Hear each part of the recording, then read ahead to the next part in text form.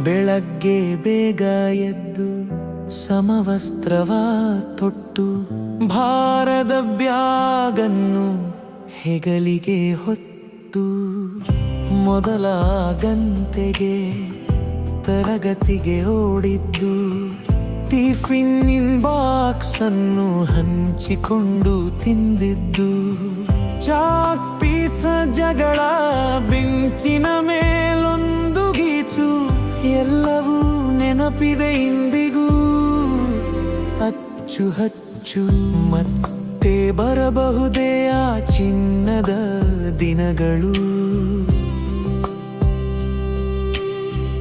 ನಮ್ಮ ಶಾಲೆಯ ಸವಿ ನೆನಪುಗಳು ಗೆಳೆಯರ ಬಳಗ ಗುರುಗಳ ಪಾಠ